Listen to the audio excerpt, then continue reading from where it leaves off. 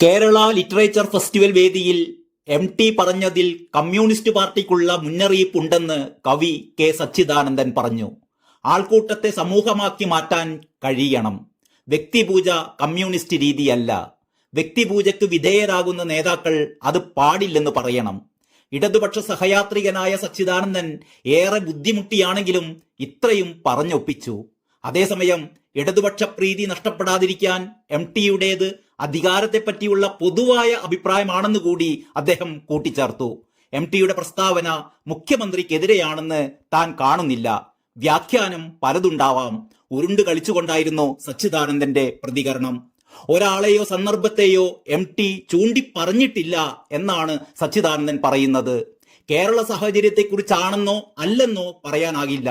ദാർശനിക പ്രസ്താവന എന്ന നിലക്ക് MT പറഞ്ഞത് ശരിയാണ്. അതൊരു വ്യക്തിയുമായി ബന്ധപ്പെട്ടതാണ് എന്ന് പറയാനാകില്ല. എന്തായാലും മുഖസ്തുതി കമ്മ്യൂണിസത്തിന്റെ പാരമ്പര്യത്തിന് യോജിച്ചതല്ലെന്ന് സച്ചിദാനന്ദൻ പറഞ്ഞു.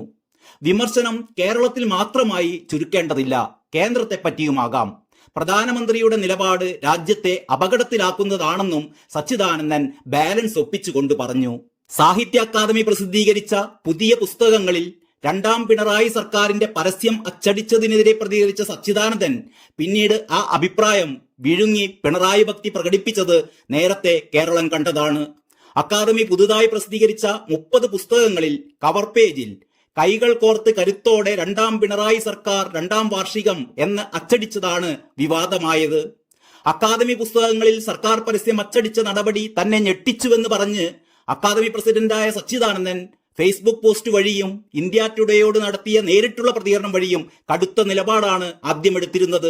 പക്ഷേ പിന്നീട് ഈ പ്രതികരണത്തിന്റെ ഭവിഷ്യത്ത് മനസ്സിലായതോടെ ഫേസ്ബുക്കിലിട്ട കുറിപ്പ് പിൻവലിച്ച് അദ്ദേഹം വിനീത വിധേയ ഇടതുപക്ഷ സഹയാത്രികനായി മാറുകയായിരുന്നു.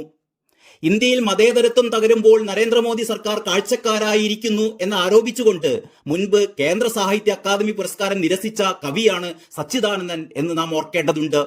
3ാം തവണയും അധികാരത്തിൽ വന്നാൽ ഇടതുപക്ഷം തകരുമെന്നും അടുത്ത തവണ ഭരണത്തിൽ വരാതിരിക്കാൻ പ്രാർത്ഥിക്കണമെന്ന് ഞാൻ എന്റെ സഖാക്കളോട് പറയാറുണ്ടെന്നും ന്യൂ ഇന്ത്യൻ എക്സ്പ്രസിന് നൽകിയ അഭിമുഖത്തിൽ സച്ചിദാനന്ദൻ പറഞ്ഞിരുന്നു. തുടർച്ചയായി 2 തവണ അധികാരം ലഭിക്കുമ്പോൾ പാർട്ടിക്ക് ഏകാധിപത്യ സ്വഭാവം വരുമെന്നും 3ാം തവണയും അധികാരത്തിൽ വന്നാൽ ഇടതുപക്ഷം തകരുമെന്നുമാണ് സച്ചിദാനന്ദൻ പറഞ്ഞിരുന്നത്. ബംഗാളിൽ അത് കണ്ടതാണെന്നും അദ്ദേഹം ദ ന്യൂ ഇന്ത്യൻ എക്സ്പ്രസിന് നൽകിയ അഭിമുഖത്തിൽ പറയുകയുണ്ടായി. പിന്നീട് താനൊരു ഫലിതം പറഞ്ഞതായിരുന്നു എന്നാണ് സച്ചിദാനന്ദൻ ഇതിനെക്കുറിച്ച് പറഞ്ഞത്.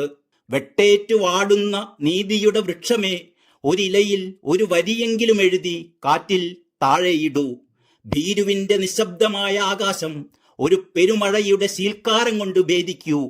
ഭീരുവിന്റെ നിശബ്ദമായ ആകാശം ഒരു പെരുമഴയുടെ ശീൽക്കാരം കൊണ്ട് ഭേദിക്കൂ എന്നൊക്കെ കവിതയിൽ മൂർച്ചയുള്ള വാക്കുകളാൽ ഭരണകൂട ഭീകരതക്കും നീതി നിഷേധങ്ങൾക്കുമെതിരെ തൂലിക ചലിപ്പിച്ച സച്ചിദാനന്ദന് MT എന്ന മഹാസാഹിത്യകാരന്റെ തെളിമയുള്ള വാക്കുകൾക്ക് മുമ്പിൽ തല കുനിക്കേണ്ടി വന്നു എന്നത് കാവ്യനീതിയാകാം.